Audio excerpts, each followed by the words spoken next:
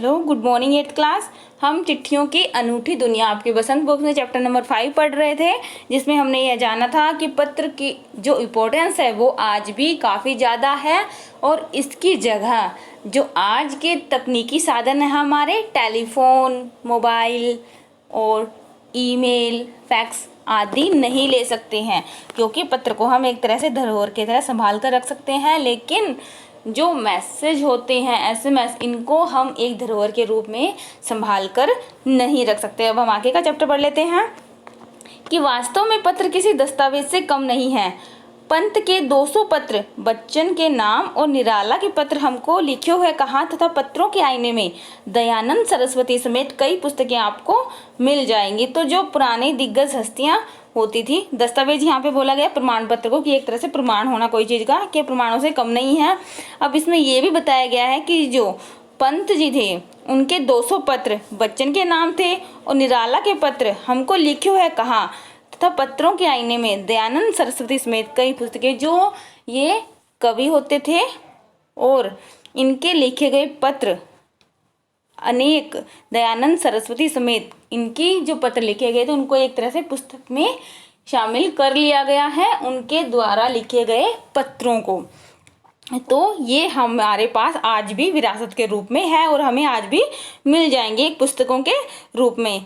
कहा जाता है कि प्रेमचंद खास तौर पर नए लेखकों को बहुत प्रेरक जवाब देते थे तथा पत्रों के माध्यम से पत्रों के जवाब में वे बहुत मुस्तैद रहते थे। अब कहते हैं कि जो प्रेमचंद जी थे, जो लेखक थे अच्छे, वो नए लेखक जो हुए हैं, नए नए जैसे लेखन की दुनिया में नए उभरे हैं जो युवा, उनको बड़े अच्छे जवाब दिया करते थे, क्योंकि लेखन के मामले में उनके मन में काफ़ी जिज्ञासा रहती थी, काफ़ी सवाल रहते, तो वो प्रेमचंद जी से पूछा करते थे और वो उन्हें पत्रों के माध्यम से उनको जवाब दिया करते थे।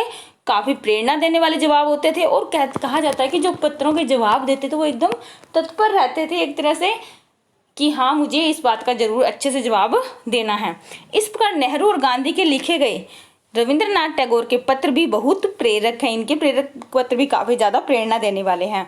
महात्मा और कवि के नाम से महात्मा गांधी और रविंद्र टैगोर के बीच सन 1915 से 1941 के बीच के पत्राचार का जो संग्रह था वह प्रकाशित हुआ है, जिसमें बहुत से नए तथ्यों और उनकी मनोदशा का लेखा जोखा भी मिलता है। तो अब देख लो कि महात्मा गांधी और कवि थे जो रविंद्रनाथ टैगोर, इनके बीच में 1915 से लेकर 1941 के बीच के में जो भी पत्राचार हुआ था, आपस में आदान प्रदान हुआ था पत्रों का, उनका जो संग्रह प्रकाशित हो चुका है, यानी इनका संग्रह किया हुआ था, इनके पत्रों का संभाल कर रखा हुआ था और प्रकाशित भी हो चुका है। तो इनके पत्रों से हमें उनकी मनोदशा का, लेखा जोखा जो भी था सब पता लगता है।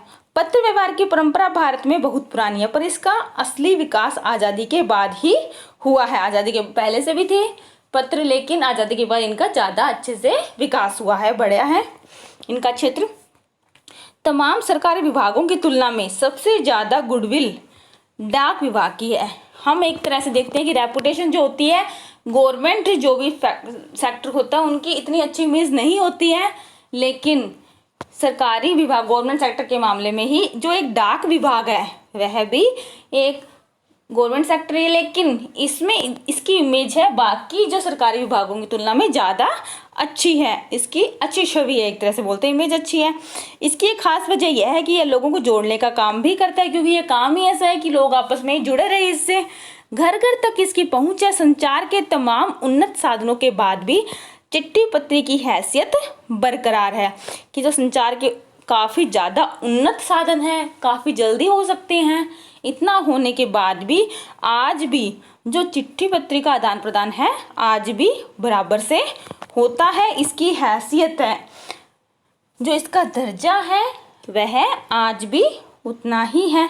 शहरी इलाकों में आलीशान हवेलियां हो या फिर झोपड़पट्टियों में रह रहे लोग, दुर्गम जंगलों से घिरे गांव हो या फिर बर्फबारी के बीच जी रहे पहाड़ों के लोग, समुद्र तट पर रहे मछुआरे हो या फिर रेगिस्तान की ढाणियों में रह रहे लोग, आज भी खतों का ही सबसे अधिक बेसब्री से इंतजार होता है कि जगह कोई भी हो, कैसी भी हो, लेकिन जो खत पत्र हैं इनका इंतजार तो बेसब्री से होता ही है, सब्र नहीं होता है।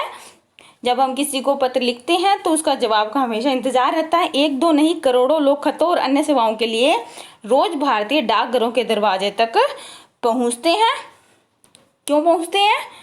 खतों और अन्य सेवाओं के लिए करोड़ों लोगों का आना जाना भारतीय डाकघरों के दरवाजों तक होता रहता है और इसकी बहुआयामी भूमिका नज़र भी आ जाती है। इसके बहुत से अलग अलग आयाम हैं। दूर देहात में लाखों गरीब घरों में चूल्हे मनी ऑर्डर अर्थव्यवस्था से ही जलते हैं। कि इसमें घर में जो चूल्हे किस लिए कैसे जलते हैं? मनी ऑर्डर की अर्थव्यवस्था, यानी मनी ऑर्डर होता है, पैसे का लेन देन होता है। जब भी घरों में चूल्हे होते हैं, अगर घर में पैसा होगा तभी खाना पकेगा।